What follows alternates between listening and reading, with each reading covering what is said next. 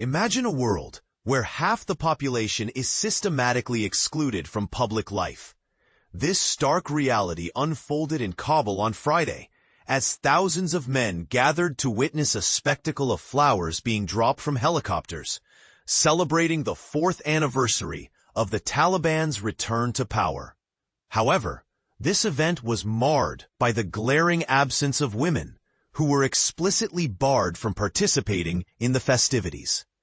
Since November 2022, women have faced severe restrictions, being denied access to parks and recreational areas, with 3 of the 6 designated locations for the flower shower already off-limits to them. The Taliban's takeover of Afghanistan on August 15, 2021, coincided with the withdrawal of U.S. and NATO forces after 2 decades of conflict.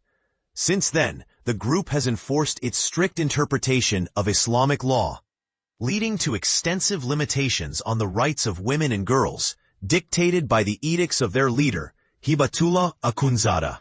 The anniversary event was exclusively for men, featuring speeches from cabinet members and an outdoor sports performance that was expected to showcase Afghan athletes but ultimately did not occur.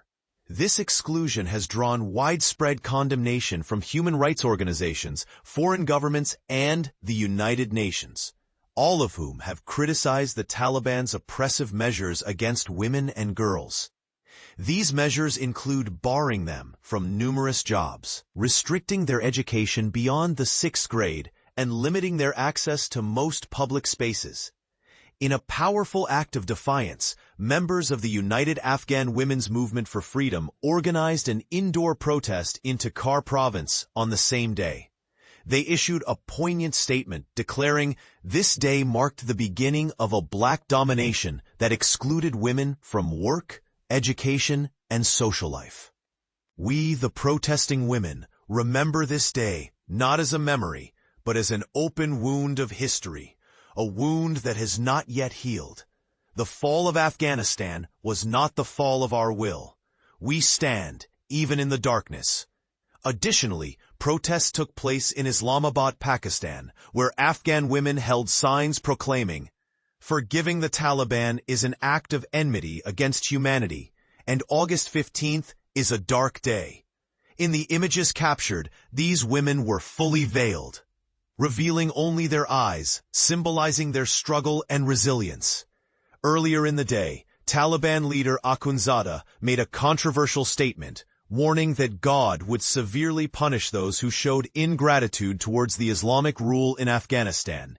He emphasized that Afghans had endured hardships for nearly 50 years to establish Islamic law, claiming that it had liberated them from corruption, oppression, and various forms of crime.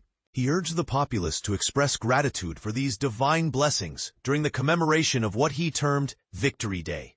Akhundzada's public appearances are rare, and his comments were shared on social media platform X.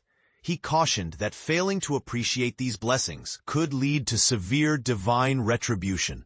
In a significant development, the International Criminal Court (ICC) recently issued arrest warrants for Akhundzada and the Chief Justice, Abdul Hakim Haqqani, accusing them of crimes against humanity for their systematic persecution of women and girls.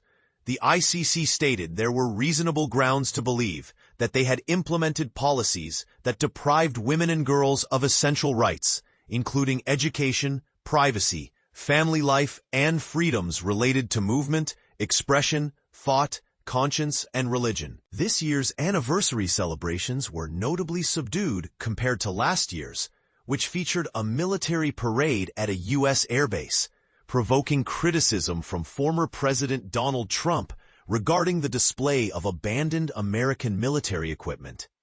Compounding the situation, Afghanistan is currently facing a dire humanitarian crisis, exacerbated by climate change, with millions of Afghans being expelled from neighboring countries like Iran and Pakistan, alongside a significant decline in international aid.